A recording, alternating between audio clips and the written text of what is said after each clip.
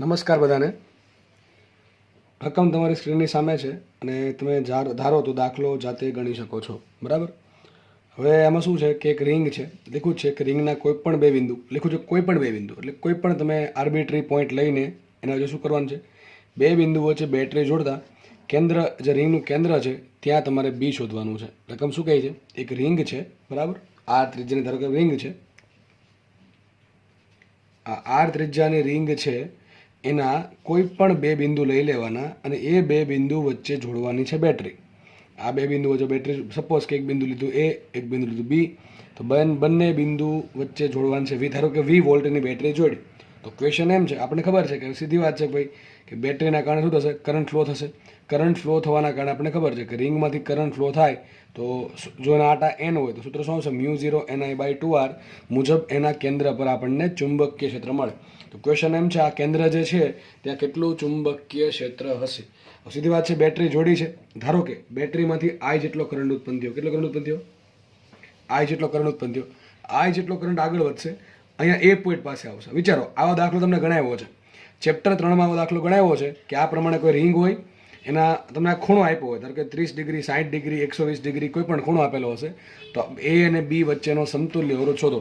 એવા દાખલા તમને ગણાવેલા છે. તો સીધી વાત છે, જે આઈ કરંટ જે છે એ બિંદુ પાસે આવ્યો. હવે એના બે ભાગ પડશે. થોડોક ભાગ ક્યાં જાય? આ નીચેના ભાગમાં જશે, અને થોડોક ભાગ ક્યાં જાય? ઉપરના ભાગમાં જશે. એટલે મને ખબર પડી ગઈ કે આ જે નીચેનો ભાગ છે એ અને જે ઉપરનો ભાગ છે એ બંને શેમાં છે? શ્રેણીમાં કે સમાંતરમાં? તો તમારો આન્સર હોવો જોઈએ સમાંતર જોડાણમાં, કારણ કે કરંટના ભાગ પડે છે અને વોલ્ટેજ બંને જગ્યાએ સરખું હશે, કારણ કે આ બંને પોઈન્ટ કેવા છે? સમાંતરમાં છે, એટલા માટે. તો આ બંને પોઈન્ટ સમાંતરમાં છે એટલે કરંટના ભાગ પડશે. ધારો કે અહીંયા કરંટ જાય છે I1. કેટલો કરંટ ગયો? નીચે જાય છે I1 કરંટ, તો ડેફિનેટલી ઉપર જશે I2 કરંટ, અથવા I2 બરાબર કેટલા હશે? I-I1. કેટલા હશે? I-I1. આટલો કરંટ ઉપર જશે, બરાબર છે. તો I1ના કારણે આ I1 કરંટ છે, આટલી રિંગ થઈ ગયો, એનો કંઈક આટા આપે જોઈ લેશું, બરાબર છે. એ આટાના કારણે અહીંયા કંઈક ચુંબકીય ક્ષેત્ર આવશે. ઉપર કરંટ I2 છે, એના કંઈક આટા છે, એના કારણે કંઈક ચુંબકીય ક્ષેત્ર આવશે, અને બંનેના કારણે નેટ ચુંબકીય ક્ષેત્ર કેટલું આવે સેન્ટર પર, એ આપણે શોધવાનું છે. જો કે આ દાખલો તમને જ્યારે હું આની હિન્ટ કહીશ ત્યારે તમારે ગણતા અને લગભગ 10 સેકન્ડ જ થશે, બરાબર. ફટાક દઈને જો હિન્ટ મગજમાં આવી જશે તો. બાકી તો દાખલો ઘણો લેન્ધી દાખલો છે. ચલો આપણે આખે તમને રીત સમજાવું કે શું કરવું પડે એમાં. તો વિચારો, કરંટ અહીંયા ગયો છે I1 ને I2. હવે મને રકમમાં I1 I2 નથી, મને સપોઝ કે I કરંટ આપેલો છે, મારે જવાબ છે I સ્વરૂપે લાવવો છે. તો મારે I1 I2 કઈ રીતે ભાગ પડે આપણને ખબર હોવી જોઈએ. તો તમને ખબર છે સમાંતર જોડાણમાં ઓહમનો નિયમ વાપરીએ, V બરાબર IR. V બરાબર વાપરીએ IR. અહીંયા જો આર છે ત્રિજ્યા છે, સોરી, અહીંયા આર જે છે એ અવરોધ છે અને આર છે એ ત્રિજ્યા છે. અહીંયા તે કામ કરવાનું સ્મોલ આર ના આપી દઉં છું. ધારો કે આ ભાગની ત્રિજ્યા સ્મોલ આર છે, એટલે આપણે કન્ફ્યુઝ ના થઈએ. આ કેપિટલ આરમાં સ્મોલ આરમાં, કેપિટલ આર છે બતાવશે અવરોધ અને સ્મોલ આર છે બતાવશે મને ત્રિજ્યા. તો વી બરાબર IR. તો આપણને ખબર છે સમાંતર જોડાણમાં વી કેવું હોય? સમાન હોય. એટલે બે કેસમાં વોલ્ટેજ કેવું છે? સમાન છે. વોલ્ટેજ સમાન છે તો આપણને ખબર છે I પ્રપોર્શનલ ટુ 1/R હોય. તો તમને મેં એવું શીખવાડેલું છે કે સમાંતર જોડાણમાં જ્યારે કરંટના ભાગ પાડો ત્યારે વધારે કરંટ ક્યાં જાય? જ્યાં અવરોધ ઓછો ત્યાં વધારે કરંટ જાય, જ્યાં અવરોધ વધારે ત્યાં ઓછો કરંટ જાય. હવે આપણે વિચારવાનું છે કે I1 ને I2 સર શું ફરક છે? તો આપણે સિમ્પલ વિચારી શકીએ કે ભાઈ આ ભાગ છે એના આટા ઓછા, જો આ ભાગની લંબાઈ કેવી છે? ઓછી છે. આ ભાગની લંબાઈ વધારે છે. આ ભાગની લંબાઈ ઓછી, આ ભાગની લંબાઈ વધારે. ડેફિનેટલી કહી શકીએ કે ઉપરના ભાગની લંબાઈ વધારે છે એટલે અવરોધ મોટો હશે, નીચેના ભાગની લંબાઈ ઓછી એટલે અવરોધ ઓછો છે. અહીંયા આટા ભલે ઓછા છે પણ કરંટ વધારે છે, અને અહીંયા આટા ભલે વધારે છે, અહીંયા કરંટ ઓછો છે. હવે છેલ્લે હું એવું સાબિત કરી દઈશ કે જેટલા આટા ગુણ્યા કરંટ સરખો હોય. શું થાય છે સાબિત? આટા ગુણ્યા કરંટ સરખો. પણ એના માટે કન્ડિશન છે. એક કામ કરી વિચારો, માનો કે આ ભાગ છે, આ ભાગના આટા ધારો કે લઈ લઉં છું N1 આટા. કેટલા લઈ લઉં છું? N1 આટા. અને આ ભાગના આટા છે N2 આટા. આપણે ખબર પડી ગઈ કે N1 અને N2 બે ભેગા થઈને શું બનાવશે? કુલ એક આટો બનાવશે. N1 અને N2 બંને ભેગા થઈને કુલ આખો આટો બનાવે. મને આ ખૂણો આપી દે તો મને N1 મળી જાય ને N2 મળી જાય. ધારો કે કંઈ નહીં આપે તો હું ખૂણો ધાર લઈશ 2θ અથવા θ, જો પણ મને સારું લાગે એ, બરાબર છે. તો ચલો એક કામ કરીએ, પેલા નાનકડી રિંગ છે નીચેની રિંગ, એના કારણે B1 શોધીએ આપણે કેન્દ્ર પર. તો B1 બરાબર શું આવશે? તો વિચારો, તમારે બધી આંગળી ક્યાં રાખવાની? આ પ્રવાહ દિશામાં. તો અંગૂઠો ક્યાં આવશે? બહાર આવશે ને. આધાર કે P પોઈન્ટ આપી દો નામ, તો P પોઈન્ટ પાસે અંગૂઠો બહાર આવશે તો B ક્યાં આવશે? બહાર આવશે. સૂત્ર શું આવશે? μ0 ni/2r. μ0 n1 I1 અપોન ત્રિજ્યા છે 2r સ્મોલ આર. આ ક્યાં આવશે? આ આવશે બહાર. ચલો B2 ક્યાં આવશે? B2 શું છે? ઉપરની જે રિંગ છે, ઉપરની રિંગ થોડીક N2 જેટલા આટાવાળી, કરંટ છે I2. તો શું કરવાનું? તમારે આંગળીઓ છે બધી ક્યાં ફેરવો? કરંટની દિશામાં ફેરવો, અંગૂઠો ક્યાં જશે? અંદર જશે. તો આના રિંગના કારણે પી પાસે ચુંબકીય ક્ષેત્ર આવશે અંદર. સૂત્ર મૂકીએ μ0 N2I2/2R. આ આવશે બહાર. આવશે કે ક્યાં આવશે? સોરી, આ આવશે અંદર, આ આવશે બહાર. તો ચલો હું એક કામ કરું, હજુ બહાર આવે ને ધન કહી દઉં, અંદર જઈને ઋણ કહી દઉં. સીધી વાત છે. તો શું થશે? નેટ કેટલો આવશે? B બરાબર B1 - B2. અથવા તમે આનું ઉલટું લખી શકો, કંઈ ફરક પડે નહીં. મેં ધાર્યું કે બહારનું છે ધન લઈ લઉં, અંદરનું છે ઋણ લઉં છું. તમે ઉલટું ધારો તો કે ફરક પડવાનો છે એની છેલ્લે, બરાબર. B1 - B2. તો B1 ચલો કેટલા આવશે? μ0 N1I1/2R માઇનસ μ0 N2I2/2R. તો માટે B બરાબર શું આવશે? B બરાબર આવશે તો કોમન શું નીકળશે? μ0/2R કોમન નીકળશે. વધશે શું? N1I1 minus N2I2. આવું વધશે. શું વધશે? N1I1 minus N2I2. બરાબર, સીધી વાત છે. હવે આમાં આગળ ઘણી બધી રીતે વધી શકાય, પણ હું તમને એકદમ શોર્ટ એન્ડ સિમ્પલ રીત શીખવાડીશ કે જેથી આપણો આન્સર ફટાફટ આવે અને તમારા મગજમાં આ રીત તરત બેસી જવી જોઈએ. બરાબર છે? કામ કરીએ, વિચારો. હવે એક વસ્તુ વિચારી શકીએ કે અહીંયા મારે N1 શોધવું પડે ને I1 શોધવું પડે. અહીંયા શોધવું પડે N2 ને I2. ટૂંકમાં 4 વેરિયેબલ છે અને એક I1 I2 N1 N2. હવે સીધી વાત છે કે જેટલી લંબાઈ વધારે છે એટલે આટા વધારે હોય. શું ફરતી બોલું છું? જેટલી લંબાઈ વધારે એટલા આટા વધારે. તો તમે એમ લખી શકો કે N proportional to L. લખાય કે ના લખાય? લખાય. બરાબર છે. શું લખાય? N proportional to L. અથવા એક્ઝેક્ટલી જવું હોય, એક્ઝેક્ટ જવું હોય તો તમને શું ખબર હોવી જોઈએ? આ ખૂણો ખબર હોવી જોઈએ. ધારો કે આ ખૂણો થીટા છે, તો મને એમ કે ઉપરનો ખૂણો કેટલો હશે? 2π - θ. કેટલો હોય? 2π - θ. તો સીધી વાત છે, ખૂણો બરાબર ચાપ ભાગ્યા ત્રિજ્યા. શું થાય? ખૂણો બરાબર ચાપના છેદમાં ત્રિજ્યા. તો તમને લંબાઈ મળે કે ન મળે? જે આ ચાપ છે એ જ લંબાઈ. શું છે? ચાપ છે એ જ લંબાઈ છે. અથવા તમને બીજું ખબર હોવી જોઈએ કે ભાઈ N1 કેવી રીતે મળશે? કે ભાઈ N1 સોરી જે 2π ખૂણો હોય ત્યારે આટા 1 હોય, તો થીટા ખૂણે આટા કેટલા? N1 મળે કે ન મળે? તો આના પરથી કોમન સેન્સની વાત છે કે જેટલી જેટલી લંબાઈ વધારે એટલા આટા મોટા. આ લંબાઈ મોટી છે, આટા વધારે હશે. તો એક તો આપણને એમ ખબર પડે કે N proportional to L છે. શું છે? N proportional to L છે. એક તો આ ખબર પડી ગઈ. અને બીજું શું ખબર પડવી જોઈએ? મને I1 વિશે માહિતી હોવી જોઈએ. એના માટે શું ખબર પડવી જોઈએ? મને અવરોધ. તો સીધી વાત છે, જો સમજો, સીધી વાત છે કે જેટલા N મોટા જેટલી લંબાઈ વધારે એટલા આટા વધારે. અને આપણે બીજી ખબર છે R બરાબર શું થાય? અવરોધ R બરાબર થશે અવરોધ R બરાબર શું થાય? ρL/A. એ શું છે? આ જે તાર છે ને કેટલો જાડો છે વિચારો. આખો તારની જાડાઈ કેવી? સરખી જ હોય. આખો તાર જે રિંગ બનાવી હશે એ જાડાઈ તો સરખી જશે. તો ચલો A1 શું છે? એરિયા શું છે? આપેલા તાર જે રિંગ જે છે એના આડછેદનું ક્ષેત્રફળ. રિંગને કાપી નાખી સાઈડમાં, અહીંથી કાપી નાખી. જે આપણને ગોળાકાર ભાગ દેખાય, ગોળાકાર લંબચોરસ જે પણ હોય એનો આડછેદનું ક્ષેત્રફળ એ છે. રો શું છે? રો છે અવરોધકતા. શું છે? રો છે અવરોધકતા. રો અવરોધકતા છે. L શું છે? લંબાઈ છે. તો માની લો આખી રિંગ માટે, માની લો જસ્ટ ખાલી કહું છું, માની લો આખી રિંગ માટે રો સરખું છે, એરિયા સરખો છે. તો શું થાય? R proportional to L. મતલબ શું થાય? proportional to R. ટૂંકમાં L proportional to N proportional to R. ટૂંકમાં જેટલા આટા વધારે એટલી લંબાઈ વધારે, જેટલી લંબાઈ વધારે એટલો અવરોધ વધારે. તો સૂત્ર આમ લખાય કે ન લખાય? જો સૂત્ર લખાશે આમ, B બરાબર μ0/2R કાઉન્સમાં N1 ની જગ્યાએ શું લખી નાખું? આ લખી નાખું છું R1I1 માઇનસ R2I2. ફરીથી સમજાવું છું. જો મારે કામ છે અહીંયા આટાનું, બરાબર છે? આટા કઈ રીતે મળશે? તો લંબાઈ પરથી. જેટલી મોટી લંબાઈ હોય એટલા આટા વધારે હોય. કારણ કે જેટલી ચાપ વધારે, ચાપ એટલે લંબાઈ જ થઈ. જેટલી ચાપ વધારે એટલો ખૂણો મોટો. જેટલો ખૂણો મોટો એટલે આટા વધારે. તો જેટલું આટા વધારે એટલે L વધારે. આપણને ખબર છે R બરાબર ρL/A. હવે જેટલા લંબાઈ મોટી એટલા અવરોધ મોટો. બરાબર છે? તો માનો કે અહીંયા N proportional to L proportional to R લખ્યું. ટૂંકમાં જેટલા આટા વધારે એટલી લંબાઈ વધારે, જેટલી લંબાઈ વધારે એટલો મોટો અવરોધ. તો હું શું લખી નાખું? N1 proportional to R1 લખી નાખું, N2 proportional to R2 લખી નાખું. એક એક્ઝેક્ટ તમે N1 બરાબર R1 તો ના મૂકી શકો, બીજા પદ આવે ભાગાકાર ગુણાકારમાં, પણ બે કેસમાં કેવા સરખા આવશે. ફરીથી કહું છું, N1 ની જગ્યાએ તમે ડાયરેક્ટ R1 ના મૂકી શકો. હા, તમે N1 proportional to R1 લખી શકો, પણ અહીંયા મારો દાખલો એકદમ મેં તમને સિમ્પલ સમજાવવો છે, એટલા માટે મેં N1 proportional to R1 લખ્યું છે અને N2 proportional to R2 લખ્યું છે. હવે હકીકતે N1 proportional to R1 છે, N1 proportional to R1 છે. એટલે બરાબર લખવું હોય તમારે તો કંઈક અહીંયા વેરિયેબલ, કંઈક કોન્સ્ટન્ટ આવશે. પણ બે કેસમાં, આ કેસમાં અને આ કેસમાં જે વેરિયેબલ આવશે આગળ, કોન્સ્ટન્ટ આવશે. કોન્સ્ટન્ટ બે કેસમાં કેવા છે? સરખા છે. એટલે મેં લખ્યા નથી. લખવા હોય તો લખીશું, હમણાં બતાવું છું. પણ આ દાખલો અહીંયા એ સોલ્વ થઈ ગયો છે. આ શું બતાવે? R1 into I1. આ શું બતાવે? R2 into I2. વિચારો, આ ભાગનો અવરોધ R1 છે, એમાંથી કરંટ જાય છે I1. આ ભાગનો અવરોધ R2 છે, એમાંથી કરંટ જાય છે I2. આ ભાગનો અવરોધ છે R2, કરંટ જાય છે I2. બરાબર છે? તો ચલો વોલ્ટેજ બરાબર શું આવશે? અહીંયા વોલ્ટેજ બરાબર શું આવે? V બરાબર IR. તો V બરાબર શું આવશે? I1 R1. અહીંયા પણ વોલ્ટેજ બરાબર શું આવશે? V બરાબર I2 R2. કારણ શું? બે જગ્યાએ વોલ્ટેજ કેમ સરખાયું? બે જગ્યાએ વોલ્ટેજ એટલા માટે સરખાયું કે બંને જગ્યાએ બે વસ્તુ શેમાં છે? શ્રેણી જોડાણમાં છે. એટલા માટે શેમાં છે? સોરી, સમાંતરમાં છે. શેમાં છે? આ વસ્તુ નીચેનો તાર અને ઉપરનો ધાર બંને શેમાં છે? સમાંતર જોડાણમાં છે.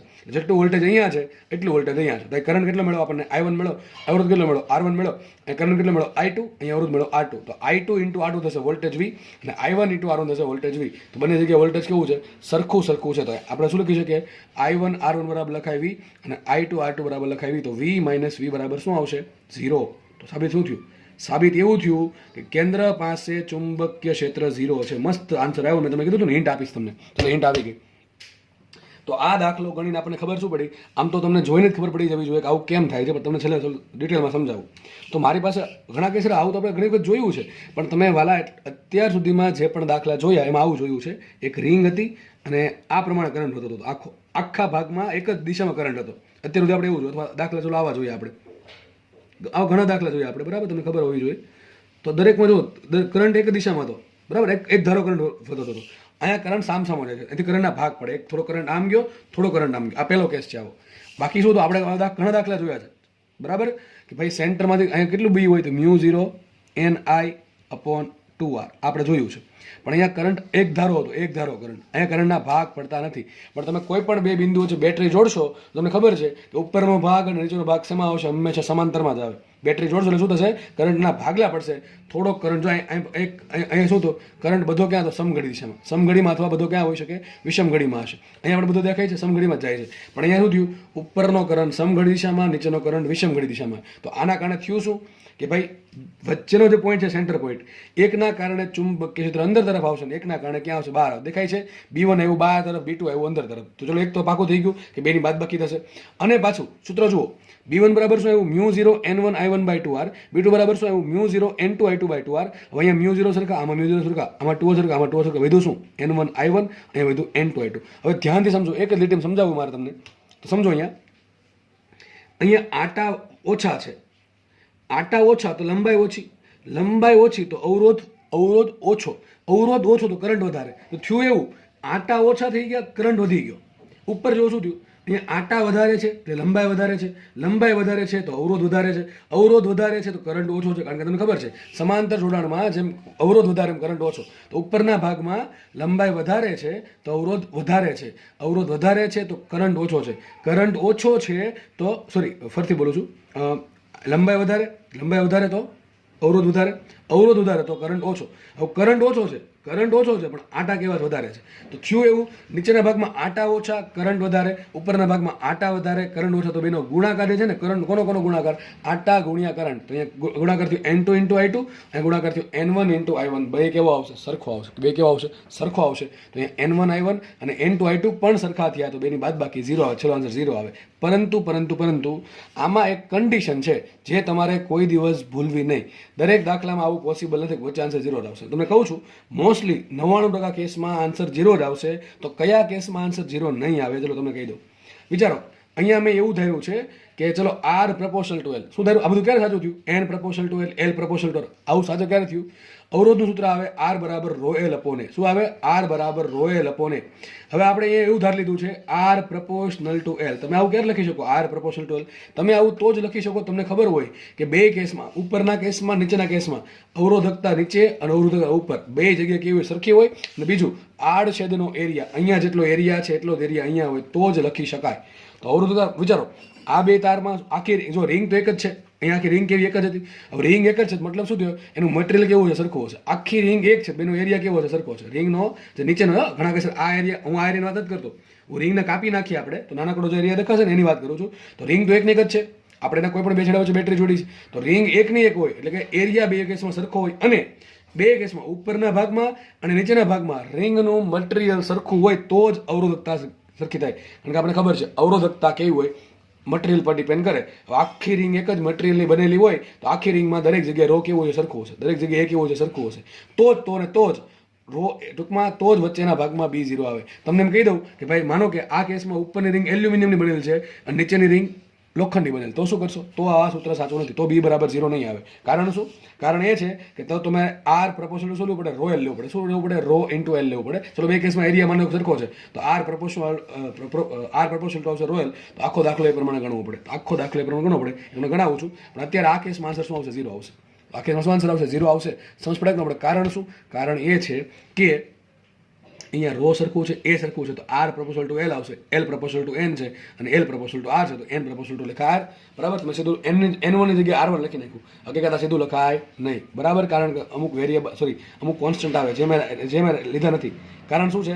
રો ને એ સરખા છે એટલા માટે, બાકી લેવું પડે એ દાખલો ગણશું આપણે તો સમજ પડી ગઈ. તો આના પરથી મને એક મસ્ત માહિતી મળી છે. માહિતી એ મળી છે કે યાદ રાખજો, કોઈ પણ બંધ ગાળે, આ બહુ મહત્વની લાઈન છે અને આ તમને 10 સેકન્ડમાં દાખલા સોલ્વ કરીને આપી દઈશ. પણ ખાસ યાદ રાખજો કન્ડિશન શું છે. ઘણા લોકો છે ને સેન્ટેન્સ ગોખી નાખે પણ કન્ડિશન ભૂલી જાય, એટલે મતલબ નથી એનો. કોઈ પણ બંધ ગાળા માટે બે બિંદુઓ વચ્ચે બેટરી જોડતા, કોઈ પણ બંધ ગાળા માટે બે બિંદુઓ વચ્ચે બેટરી જોડતા તેના કેન્દ્ર પર ચુંબકીય ક્ષેત્ર શૂન્ય મળે. તો આ મહત્વની લાઈન થઈ ગઈ. આપણે એવું સાબિત કર્યું આજે. પણ આના માટે કન્ડિશન શું છે? સમગ્ર બંધ ગાળા માટે રો અને એ સમાન હોવા જોઈએ, તો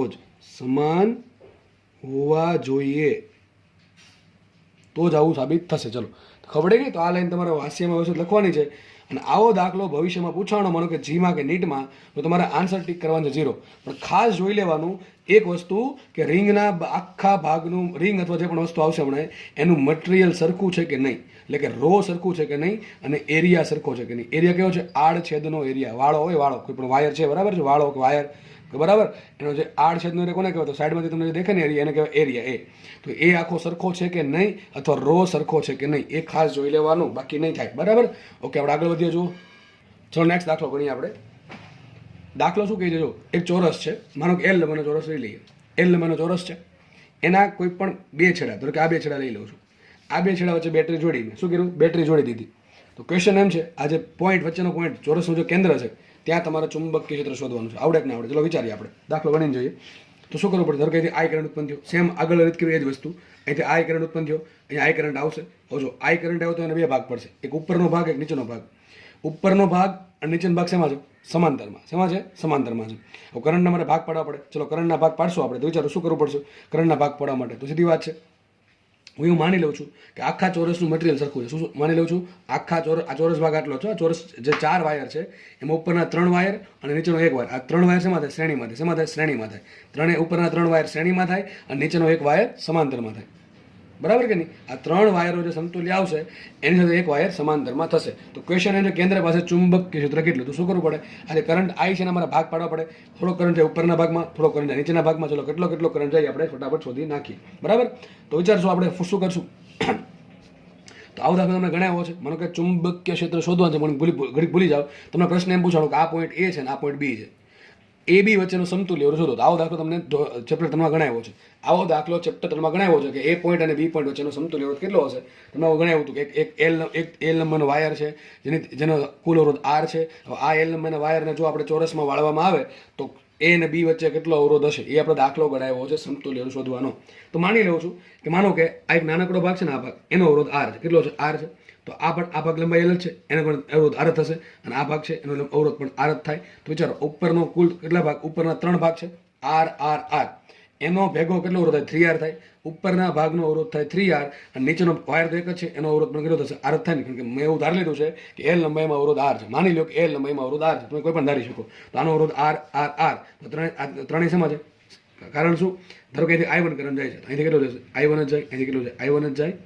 અહીંથી કેટલો જશે? I -1. ધારો કે નામ આપું I2. કેટલો આપું છું? I2 નામ આપું છું. ધારો કે અહીંથી જાય છે I2 કરંટ. કેટલો કરંટ જાય છે? I2 કરંટ ફ્લો થાય છે. અથવા તમે એને I -I1 પણ કહી શકો, કોઈ ફરક પડશે નહીં. ચલો લખી નાખીએ આપણે અહીંયા. ધારો કે I2 લઈ લઉં છું, I -I1. શું લઈ લઉં છું? I -I1. ચલો વાંધો નહીં. હવે વિચારો, ઉપર અવરોધ છે કેટલો? 3R છે. નીચે કેટલો અવરોધ છે? R છે. વિચારો, તમારા કરંટના ભાગ પાડવા છે. તો શું કરવાનું છે? તમારે કરંટના ભાગ પાડવાનું છે. અહીંથી I કરંટ આવે છે, અહીંથી I કરંટ આવે છે. થોડો કરંટ હશે ઉપર, થોડો કરંટ જાય નીચે. ચલો નીચે કેટલો અવરોધ છે? R અવરોધ છે. ઉપર કેટલો અવરોધ છે? 3R છે. તમને શીખવાડ્યું છે આ પ્રમાણે કે ઉપર 3R અવરોધ હોય, નીચે R અવરોધ હોય, અને અહીંથી કરંટ આય આવતો હોય તમને ભાગ પાડતા હવે આવડવા જોઈએ. ઉપર આઈ 1 ગયો, નીચે આઈ 2 ગયો, તો શું કરવાનું છે? બે શેમાં છે? સમાંતરમાં. હમણાં કીધું પ્રમાણે આઈ પ્રપોર્શનલ ટુ શું હોય? 1/r. તો જે મોટો ભાગ છે એને ઓછો કરંટ આપવાનો, જે નાનો ભાગ છે એને વધારે કરંટ આપવાનો. તો કરંટ આઈ છે તો શું કરવાનું? 3r ને r કુલ કેટલા ભાગ પાડશું? કરંટના કુલ 4 ભાગ પાડશું. કરંટના કુલ 4 ભાગ, 3 ને 1 4. તો આઈ કેટલો ભાગ આવશે? I/4. જો આ અવરોધ કયા રેશિયામાં છે? 3:1 ના રેશિયામાં છે. અહીં અવરોધ 3r છે, અહીં અવરોધ r છે, મતલબ કે 3 ઓહમનો અવરોધ હોય તો 1 ઓહમનો અવરોધ હોય. આઈ પ્રપોર્શનલ ટુ છે 1/r છે. તો અવરોધ જેટલા પ્રમાણમાં હોય એનાથી વ્યસ્ત પ્રમાણમાં શું હોય? કરંટ હોય. તો અહીંયા 3:1 ના રેશિયામાં અવરોધ છે તો કરંટ શું આવશે? 1:3 ના રેશિયામાં. આવું તમને શીખવાડે છે ચેપ્ટર 3માં. તો શું કરવાનું આપણે કે ભાઈ કુલ કરંટ આઈ છે એના કુલ 4 ભાગ પાડવાના, પછી 3 ભાગ આને આપવાના, તો કેટલો કરંટ આવશે? 3I/4. અને કેટલો કરંટ આવશે? I/4. તો મને ખબર પડી ગઈ કે ઉપરનો જે વાયર છે આ 3 વાયર એમાંથી કેટલો કરંટ ફ્લો થાય? I/4. નીચેનો જે વાયર છે કેટલો કરંટ થાય? 3I/4 કરંટ ફ્લો થશે. તો કામ કરું, ડાયાગ્રામ દોર નાખું અહીંયા, સમજો. આવું થઈ જશે, બરાબર છે? આવું થઈ જશે. અહીંથી કરંટ ફ્લો થશે 3I/4, અહીંથી કરંટ ફ્લો થાય I/4, I/4, I/4. ત્રણેયમાં સરખો. વિચારો 4 વાયર છે આપણી પાસે, તમને 4 વાયર મળી ગયા, દરેકની લંબાઈ ખબર છે, L અને આ સેન્ટર પોઈન્ટ છે. આ સેન્ટર પોઈન્ટ પાસે તમારે શું કરવાનું છે? ચુંબકીય ક્ષેત્ર શોધવાનું છે. તો શું કરશું? વિચારો. પહેલાં કુલ 4 વાયરના કારણે શોધવું પડે, તો આમ તો વિચારો, આવું વિચારવું પડશે. અંગૂઠો રાખશો આ બાજુ, ક્યાં જશે? અંદર જશે. ચલો આગળ વધીએ. તો આના કારણે ક્યાં અંદર ગયું? તો આના કારણે આવશે અંદર. ચલો ફટાફટ દિશા શોધી નાખીએ. આ વાયર, ચલો આમાં કરંટ આમ ગયો, ક્યાં જશે? અંદર જશે. તો આના કારણે પણ આવશે, ક્યાં? અંદર આવશે. આના કારણે પણ આવશે અંદર. ચલો આ વાયર લઈએ, તો અંગૂઠો રાખો આ બાજુ, દિશા ક્યાં જશે? અંદર જશે. એના કારણે પણ ક્યાં આવશે? અંદર આવશે. એના કારણે પણ આવશે અંદર. વિચારો આ તાર જે છે તો શું કરશું? વિચારો. તો કરંટ અંગૂઠો રાખશો આ બાજુ, ક્યાં આવશે? આંગળી બહાર આવશે. તો એના કારણે આવશે બહાર. તો વિચારો, સીધી વાત છે. મેં તમને પેલા રિંગમાં કીધું હતું કે ભાઈ કરંટના ભાગ પડે એટલે અમુકના કારણે અંદર આવશે, અમુકના કારણે બહાર. સેમ વસ્તુ અમે થઈ અહીંયા, બરાબર છે? સમઘડી દિશામાં કરંટ ફ્લો થાય તો ક્યાં આવશે? અંદર આવે. વિષમઘડી દિશામાં ફ્લો થાય ટૂંકમાં આમ, વિચારો ને આમ, બરાબર? તો બહાર આવશે. એવું ગોખવું નહીં. આ પ્રમાણે અંગૂઠો અને આંગળીનો યુઝ કરીને શોધી નાખવું. તો ત્રણેયના કારણે કેવો આવશે? અંદર આવશે. એકના કારણે ક્યાં આવશે? બહાર આવશે. હવે વિચારો, તાર તો પરિમિત લંબાઈનો છે. સૂત્ર શું આવે? ખૂણો બનાવવાનો. ચોરસ એટલે કેટલો ખૂણો બને? 45 ડિગ્રીનો. કેટલો ખૂણો બનશે? 45 ડિગ્રીનો. શાંતિથી વિચારજો. ચલો સૂત્ર શું આવશે અહીંયા? તાર ધારો કે કહી દઉં છું B1 બરાબર શું આવશે? તો તાર માટે સૂત્ર શું હતું? તાર માટે સૂત્ર યાદ કરો, μ0I/4πy. μ0I કેટલા આવશે? 3I/4 into 4π. વાય શું આવશે? આટલું વાય, ધરક વાય જ કહું છું, અને હું કહું છું ખાલી વાય જ કહું છું, ઇન્ટુ cos 45 પ્લસ cos 45. કેટલી વખત? 2 વખત છે તો ગુણ્યા 2 કરી નાખું. એક તારના નીચેના તારને કારણે એવું ને કે એવું બહાર તરફ. સમજો ખાસ. ચલો એક આ તારના કારણે શોધી નાખું. આ તારના કારણે આ બિંદુ પાસે ચુંબકીય ક્ષેત્ર શું આવશે? શોધું છું ફટાફટ. દાખલો ફટાફટ એટલા માટે ભગાવું છું કારણ કે જે રિઝલ્ટ આવશે બહુ નાનું આવશે એટલા માટે, અને બહુ ઇઝી દાખલો છે, આપણે આગળ સમજાય જ વસ્તુ છે. તો આ તારના કારણે એ કેટલું ચુંબકીય ક્ષેત્ર મળે? તો શું કરું? જોડી દઈએ બે છેડા. આ ખૂણો 45 બનશે, આ ખૂણો પણ 45 બનશે. ચલો આના કારણે અહીંયા ચુંબકીય ક્ષેત્ર શું આવશે? B બરાબર તો આવશે μ0 ઇન્ટુ કરંટ કેટલામાંથી જાય છે? μ0I/4 into 4 divide by 4πy. Y એક જ રાખું છું કારણ કે જેટલું વાય અહીંયા છે એટલું વાય અહીંયા છે, કારણ શું? ચોરસ છે એટલા માટે. તો μ0I/4πy કાઉન્સમાં cos 45 પ્લસ cos 45 શું થાય? 2 ટાઈમ્સ cos 45. 2 ટાઈમ્સ cos 45, બરાબર કે નહીં? ક્યાં જાય છે? ચુંબકીય ક્ષેત્ર અંદર જાય છે. હવે વિચારો આ તારના કારણે કેટલું આવશે? ક્યાં એટલું જ આવશે કે જેટલું આના કારણે મળ્યું એટલું તો બેના કારણે મળશે. કારણ શું? કરંટ બધામાં સરખો, બધાની લંબાઈ સરખી છે, બધા માટે વાય સરખું છે, અને બધા માટે ખૂણા સરખા છે. આગળ શું કરી નાખું? 3 ગુણ નાખું. 3. ચલો આવું થઈ ગયું. તો વિચારો આ મળી ગયું મને B2 કોના કારણે? આ ત્રણેય તારના કારણે આટલું B2 મળ્યું, નીચેના તારના કારણે B1 આટલું મળ્યું, એકલાના કારણે આટલું મળ્યું. વિચારો અહીંયા μ0 તો અહીંયા μ0, અહીંયા છેદમાં 4π હોય તો અહીંયા છેદમાં 4π, અહીંયા 2 cos 45 અહીંયા 2 cos 45, અહીંયા 3I/4 તો અહીંયા 3I/4, અહીંયા અંદર અહીંયા બહાર. તો બે કેવું છે? બે સરખા મૂલ્યનું પરંતુ પરસ્પર વિરુદ્ધ દિશામાં છે. તો B બરાબર શું આવશે? B1 - B2 અથવા B2 - B1 બરાબર આવશે 0. સાબિત થઈ ગયું. પાછું 0 સાબિત થયું. તો પાછું 0 સાબિત થયું. તો સર આના બધી ખબર શું પડી મને? ખબર એવી પડી કે રિંગ લઈ લો કે ચોરસ લઈ લો કે બીજો કોઈ પણ આકાર લઈ લો, એના કોઈ પણ બે છેડા વચ્ચે બેટરી જોડી દેવામાં આવે તો સેન્ટર પર ચુંબકીય ક્ષેત્ર 0 જ મળે. કદાચ તમે દાખલો ગણી જોજો. આમ દાખલો આ ગણી જોજો. ચલો આવો દાખલો ગણો તમે. આ બે પોઈન્ટ વચ્ચે બેટરી જોડી છે. ક્યાં બેટરી જોડી છે? આ બે પોઈન્ટ વચ્ચે બેટરી જોડી છે. તો આ કેસમાં પણ ચુંબકીય ક્ષેત્ર 0 આવશે. કન્ડિશન એકની એક જ છે કે આખા ચોરસ માટે, આખા શું કહે વર્તુળ માટે, રિંગ માટે મટીરિયલ કેવું હોવું જોઈએ? મટીરિયલ સરખું હોવું જોઈએ. મટીરિયલ કેવું હોવું જોઈએ? સરખું. ઇન શોર્ટ રો સરખા હોવા જોઈએ અને એ સરખું હોવું જોઈએ. બસ આટલી કન્ડિશન હશે તો યાદ રાખજો. મેં શું કીધું હતું હમણાં? પેલી લાઈન લીધી યાદ કરો. શું લખ્યું? જો કોઈ પણ બંધ ગાળા, મેં એવું લખ્યું તમે વર્તુળાકાર બંધ ગાળો, જો બંધ ગાળો કોઈ પણ હોય, આવો હોય શકે, આ બંધ ગાળો જ થયો, બરાબર, આ બંધગાળો થયો. પણ મેં એવું ક્યાં કીધું વર્તુળાકાર બંધગાળો? મેં લખી જ નાખ્યું છે, કોઈ પણ બંધગાળો, ચોરસ હોય, લંબચોરસ હોય કે પછી ત્રિકોણ હોય કે ગોળ હોય, કોઈ પણ બંધગાળો બનતો હોય એના કોઈ પણ બે બિંદુ વચ્ચે તમારે બેટરી જોડવાની છૂટી છે, એના કેન્દ્ર પર ચુંબકીય ક્ષેત્ર શું મળશે? ઝીરો જ મળશે. શું મળશે? ઝીરો મળશે. કારણ એ છે કે ભાઈ કોઈક જગ્યાએ કારણ એ થાય કે કરંટના ભાગ પડે. જે જગ્યાએ લંબાઈ વધારે આવશે ને અવરોધ વધારે આવશે, અવરોધ વધારે ને કરંટ ઓછો આવ્યો, નીચેના ભાગમાં લંબાઈ ઓછી આવશે એટલે ત્યાં કરંટ વધારે આવશે. પણ છેલ્લે થશે શું? કરંટ ગુણ્યા લંબાઈનો અથવા કરંટ ગુણ્યા આટાનો અથવા કરંટ ગુણ્યા અવરોધનો ગુણાકાર થશે, અને જે ગુણાકાર સરખો આવશે. કારણ શું? વોલ્ટેજ સમાંતરમાં આવશે એટલા માટે. તો નેટ ચુંબકીય ક્ષેત્ર ઝીરો જ આવશે. તો આના પરથી આપણે બે સાબિત થયું. આ લાઈન ખાસ મહત્વની, કોઈ પણ બંધગાળો મને આપ્યો હોય, બરાબર, વર્તુળાકાર આપ્યો હોય, ચોરસ આપ્યો હોય, ત્રિકોણ આપ્યો હોય, ગમે એવો આપ્યો હોય, એના કોઈ પણ બે બિંદુઓ જો બેટરી જોડું તો કેન્દ્ર પર ચુંબકીય ક્ષેત્ર ઝીરો મળે.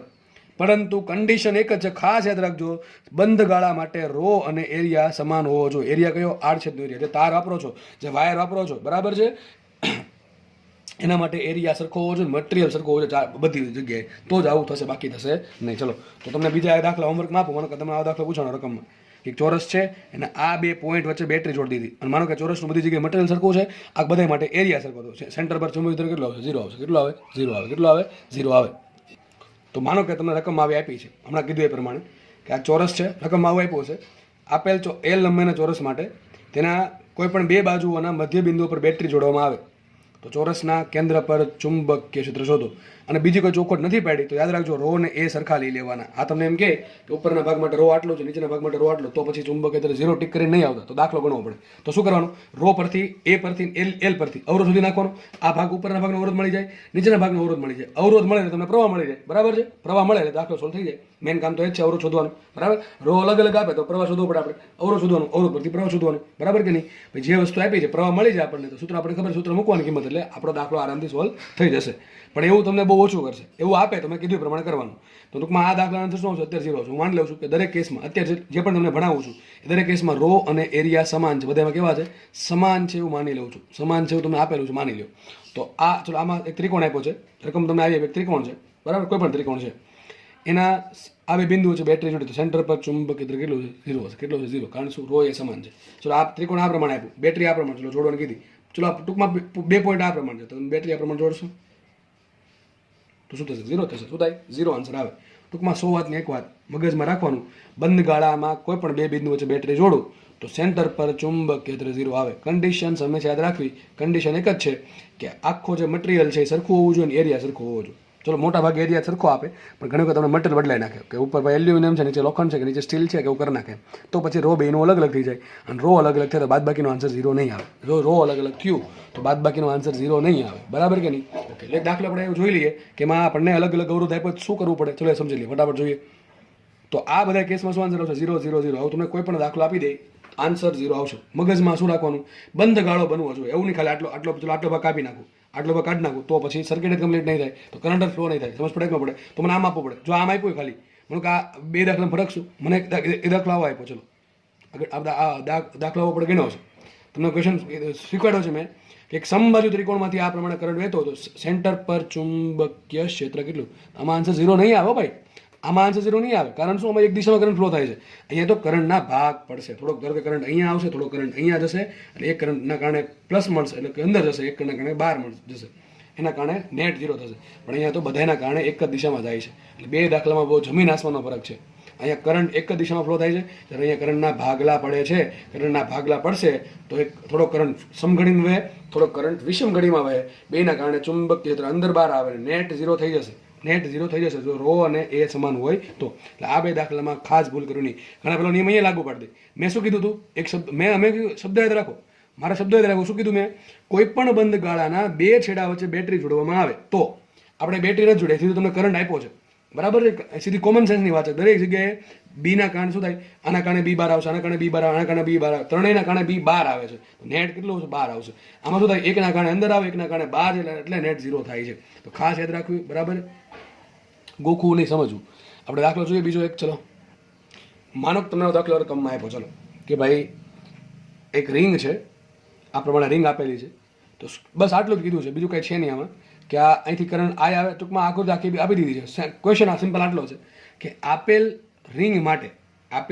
રિંગ માટે સેન્ટર પર ચુંબકીય ક્ષેત્ર શોધો. અને રિંગની ત્રિજ્યા તમને ધારો કે લઈ લીધી આપણે કેપિટલ આર, કેટલી લીધી કેપિટલ આર. ચલો રિંગની ત્રિજ્યા કેપિટલ આર છે, તો સેન્ટર પર ચુંબકીય ક્ષેત્ર કેટલું હશે? તો તમને હમણાં મગજમાં આવશે પેલી લાઈન કઈ કે સર તમે એવું કીધું હતું કે ભાઈ રિંગ કોઈ પણ બંધ ગાળો હોય એના બે છેડા વચ્ચે બેટરી જોડી, આમ આ બેટરી જોડી કહેવાય ને, નથી દોરી પણ માની લે જોડેલી છે, એ કોમન સેન્સની વાત છે. કરંટ ક્યાંથી બેટરીમાંથી જ આવ્યો હોય તો મને કે બે છેડા વચ્ચે બેટરી જોડી દઉં તો મતલબ કે શું કહેવાય કે ભાઈ બંધ ગાળા માટે કોઈ પણ બે છેડા વચ્ચે બેટરી જોડવામાં આવે તો સેન્ટર પર ચુંબકીય ક્ષેત્ર 0 મળે. પણ અમે હમણાં કીધું હતું કે બે કેસમાં રો ને એ સરખા હોવા જોઈએ. ચલો આ કેસ જુઓ, તમને એમ થાય કે સર આ કેસમાં તો હરખું જ લાગે બધું, અવરોધ ઉપર 5 ઓહમ નીચે 10 ઓહમ છે, પણ વિચારો એ જ વાંધો છે, ઉપર 5 ઓહમ નીચે 10 ઓહમ છે, બરાબર કે નહીં?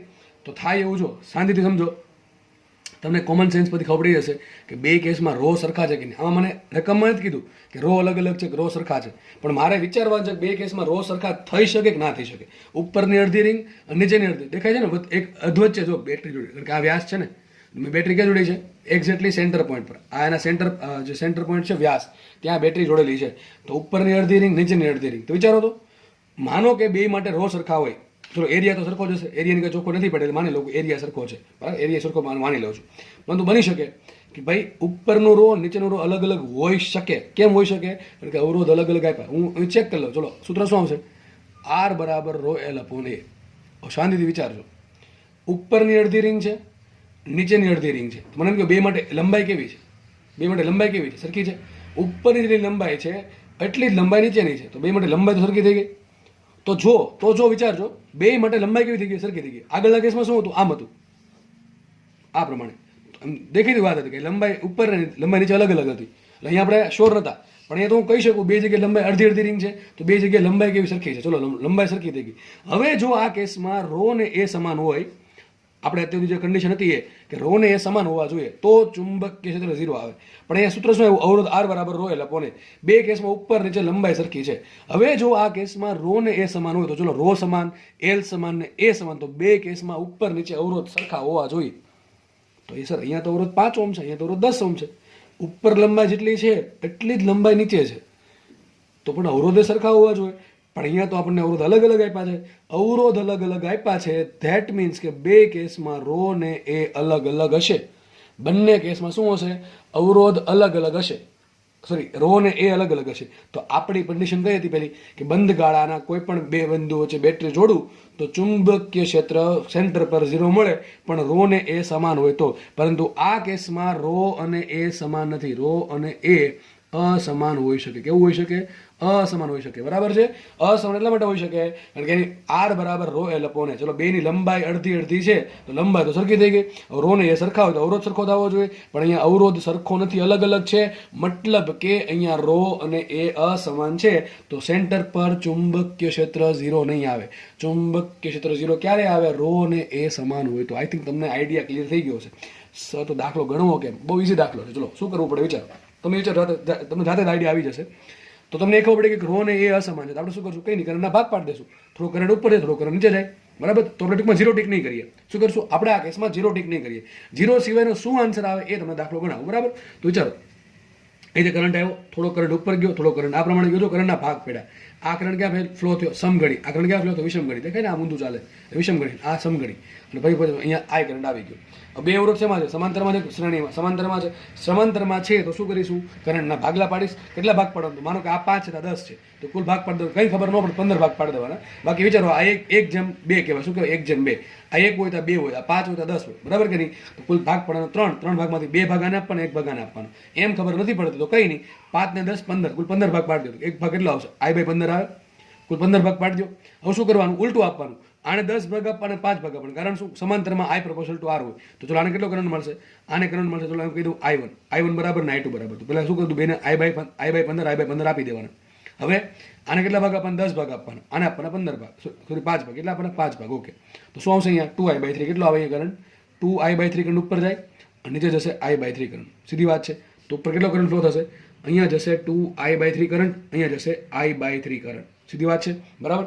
હવે શું કરવાનું? કંઈ નહીં, તમને કરંટ મળી ગયો, તમને આટા ખબર છે, તમને કરંટ મળી ગયો. મેં કીધું તું યાદ કરો, હમણાં કીધું તું આવું ક્યાં સમજાવ? અહીંયા સમજાવતું જો, કે માનો કે તમને બે કેસમાં રો અને એ અલગ અલગ આપ્યા, તમે શું કરશો? આ ભાગનો રો અલગ છે, એ અલગ છે, એ તમને મળી જાય. આ તમને રકમમાં શું ખૂણો આપ્યો છે, ખૂણો આપે એટલે લંબાઈ મળી જાય, લંબાઈ મળી ગઈ, રો આપ્યો છે, એ આપ્યો છે, તમને શું મળશે? અવરોધ મળે. અવરોધ મળશે, આનો અવરોધ મળી ગયો R1, આનો અવરોધ મળી ગયો R2. હવે આ સેમ કોન્સેપ્ટનો યુઝ કરીને પ્રવાહના ભાગ પડે શું મળે તમને? I1 મળી જશે, I2 મળી જાય. I1 મળી ગયા, I2 મળી ગયા, તો ભાઈ ખૂણો છે તમને શું મળશે? આટા મળી ગયા, N1 ને N2 માં કિંમત મૂકી દે, N1 I1 ના N2 I2 માં, તો દાખલો સોલ્વ થઈ જશે. એટલે તમને કદાચ રો ને એ અલગ અલગ આપે તો પણ તમને દાખલો હવે તો આવડો છે. શું કરવાનું ફરીથી કહું છું, રો આપ્યો હોય, એ આપ્યો હોય, એલ આપ્યો હોય, અથવા ડાયરેક્ટલી અવરોધ આપી દીધો હોય. માનો કે એવું બધું અલગ અલગ ન આપે તો ડાયરેક્ટલી અવરોધ આપી દીધો, તો અવરોધ તમને મળી ગયો, ઉપર અવરોધ મળ્યો, નીચે અવરોધ મળ્યો, R1 મળી ગયા, R2 મળી ગયા. તમને સમાંતર જોડાણમાં કરંટ વહેતા આવડો જોઈએ. ચેપ્ટર 3 નું કામ છે. ચેપ્ટર 3 નહીં આવડે તો આ નહીં આવડે, ચેપ્ટર 3 આવડે તો આરામથી આવડશે. તો ઉપર અવરોધ R1, નીચે અવરોધ R2, તો ઉપર કરંટ I1, નીચે કરંટ I2. હવે કરંટની વહેંચણી આરામથી થઈ જાય જો તમને અવરોધ ખબર હોય તો ઉપર કરંટ મળી ગયો, નીચે કરંટ મળી ગયો. હવે ખૂણો આપ્યો હોય તમને રકમમાં, એટલે અહીં આટા મળે, અહીંયા આટા મળે. કઈ રીતે? 360 ડિગ્રીનો ખૂણો આટા કેટલા? 1 હોય તો આટલા ખૂણા માટે કેટલા? અથવા 2π રેડિયનનો ખૂણો હોય તો આટા 1. એ જે આપણે કર્યું છે આગળ આ ચેપ્ટરમાંથી. તો N1 મળી ગયા, N2 મળી ગયા, મૂકવામાં કિંમત તો આન્સર આવી જાય. એટલે કદાચ રો અને એ અલગ અલગ આપે તો પણ તમને દાખલો આવડવો જ જોઈએ. આપણે એ જ દાખલો પકડવો છે અહીંયા, બરાબર છે? ચલો હવે શું કરશું? મને કરંટ મળી ગયો I1 I2, મને આટા ખબર છે. ચલો આને કેટલા આટા? અહીંયા આટા અડધા છે, અહીંયા આટા અડધા. ચલો આના કારણે શોધીએ. આના કારણે સૂત્ર શું છે? B1 બરાબર, સૂત્ર શું છે? B1 બરાબર μ0 Ni/2R. સૂત્ર શું આવે રિંગ માટે? μ0 Ni/2. ચલો મૂકો કિંમત માટે. B1 બરાબર μ0 રાખો, એમને આટા કેટલા? અડધા. I કેટલા? કરંટ કેટલો આવ્યો? કરંટ આવ્યો I1. કેટલો આવ્યો? I1. I1 કેટલો આવ્યો? 2I/3. 2I/3 છેદમાં 2 × R. થઈ ગયું આટલું. હવે થોડુંક વ્યવસ્થિત કરીને શું થાય? જો આ બે ઉડી જશે, બે ઉડશે ને 3 કે છેદમાં તો શું આવશે? અહીંયા μ0I/6R. શું આવશે? μ0I/6R. આ μ0 આટલું ઉડી ગયા, I/6R આટલો આવશે. ચલો જોઈ લઈએ અંદર આવશે બહાર આવશે. તો આંગળી ફેરવો ક્યાં જાય? અંદર જાય. તો આના કારણે આવશે અંદર. ચલો ફટાફટ આપણે B2 શોધીએ. B2 બરાબર શું આવે? μ0 Ni/2. સૂત્ર તો એ જ આવશે બધામાં. μ0 Ni/2 મૂકો કિંમત માટે. B2 બરાબર μ0 રાખો, એમને આટા કેટલા? અડધા. નીચે રિંગની વાત થાય છે, આના આટા અડધા છે. ઓકે, કરંટ કેટલો આવશે? કરંટ આવશે એમાંથી I/3. કરંટ આવશે I/3 ભાંગ્યા શું આવશે? ભાંગ્યા આવશે 2R. તો વિચારો શું આવશે? μ0 I અપોન 3 દુ 6 દુ 12, 12R. ક્યાં આવશે વિચારો? આવશે ક્યાં? 12 તરફ. આ આવશે 12 તરફ. તો એક કેટલું આવ્યું? B1 આવ્યું μ0 I/6R, એક આવ્યું μ0 I/12R. મોટું કોણ છે? મોટું આ છે. છેદમાં 6 છે, છેદમાં 12, એટલે આ મોટું આ થયું. તો શું આવશે? માટે B બરાબર B1 - B2. B1 - B2 મોટામાંથી નાનું બાદ કરવાનું, તો મોટું આ છે. તો μ0 I/6R માંથી તમે μ0 I/12R બાદ કરો શું વધે? μ0 I/12R વધે. ની ક્યાં હશે? અંદર તરફ. કારણ કે આપણે મોટામાંથી નાનું બાદ કરીએ તો મોટાની જે દિશા હોય દિશા અહીંયા આવે. તો જો આન્સર 0 ન આવ્યો, આ કેસમાં આન્સર 0 ન આવ્યો, શું આવ્યો? μ0 I/12R આવ્યો. અહીંથી બુદ્ધિ ચાલક બેની લંબાઈ સરખી હોય તો જો માનો કે બેમાં તમને એમ પ્રશ્ન થાય કે સર રો ને એ સરખા છે, માની લ્યો કે તમારા મગજમાં એમાં રો ને એ સરખા છે. તો ચલો અહીંયા રો અને એ સરખા છે, બરાબર? અહીંયા રો ને એ સરખા હોય તો લંબાઈ સરખી હોય તો અવરોધ તો સરખો થવો જોઈએ. એ 5 હોય 10 માં પહોંચે. લંબાઈ સરખી છે તો અવરોધ ક્યાંથી અલગ અલગ હોય? અવરોધ તો જ અલગ અલગ હોય. લંબાઈ સરખી હોય તો જો રો ને એ અલગ અલગ હોય તો આ દાખલા આ પ્રમાણે સોલ્વ થશે. હજી કહું છું તમને રો ને એ અલગ અલગ આપે તો તમારે દાખલા આમ સોલ્વ કરવાના, બરાબર છે? તમને ડાયરેક્ટ અવરોધ આપી દીધો છે. અવરોધ ન આપે તમારે શું કરવાનું? પહેલા અવરોધ શોધવાનો. R બરાબર ρl અપોન A. આમાં મૂકવાની કિંમત, રો ની કિંમત મૂકો, એ ની કિંમત મૂકો, એલ ની કિંમત મૂકો. ચલો એ તો મોટા ભાગે તમને સરખો જ આપશે, સરખો જ આપશે, પણ બદલાવશું રો. તમને એમ કીધું ભાઈ અહીંયા રો છે ને 2 રો છે. તમે શું કરવાનું? R1 બરાબર ρl, બીજું R2 બરાબર શું લેવાનું? R2 લેવાનું 2 રો ઇન્ટુ L. લંબાઈ અલગ અલગ, અહીં સરખી લંબાઈ છે એટલા માટે અલગ અલગ હોય તો એ પ્રમાણે લેવાની. જે લંબાઈ આપી એ મૂકવાની. તો તમારે મૂકવાનું સૂત્ર શું પડશે? R1 બરાબર મૂકવું પડે ρ1 L1 અથવા R1 પ્રપોર્શનલ ટુ લખો તો ચાલે, બરાબર છે? અને R2 બરાબર આવશે ρ2 L2/A2. પણ બેમાં એ સરખા હોય, મોટા ભાગે એ સરખા જશે. અલગ આપે તો આપણને કંઈ વાંધો છે. ટૂંકમાં 100 વાતની એક વાત, રો એ અને એલ અલગ અલગ આપે પેલા અવરોધ શોધવાનો. તો તમને R1 મળશે, તમને R2 મળશે. ઉપર નીચે R1 R2 મળી ગયા. હવે તમને R1 મળી ગયો, R2 મળી ગયો, કરંટ છે I. તમને ભાગ પાડતા આવડો છો. તમને કરંટ શું મળશે? અહીં કરંટ I1 મળી ગયો, તમને કરંટ I2 મળી ગયો. હવે તમને આ ખૂણો આપ્યો તો તમને શું મળે? આટા N1 મળી જાય, આટા N2 મળી જાય. તો ભાઈ I1 છે, N1 છે, I2 છે, N2 છે, મૂકો કિંમત તો શું મળે? B1 મળે ને B2 મળે. તો સેમ રીતે દાખલો સોલ્વ થશે, બરાબર? તો દાખલો પૂછાય એવો તો તમને આવડો છો.